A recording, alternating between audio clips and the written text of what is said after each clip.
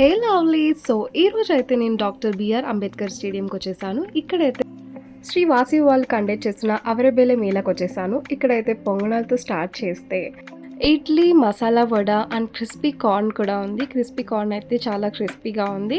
And దీంతో పాటు pakodi, చెక్కోడి and dosa, uttapam అయితే నెక్స్ట్ లెవెల్ ఉండింది. ఇదైతే మస్ట్ ట్రై.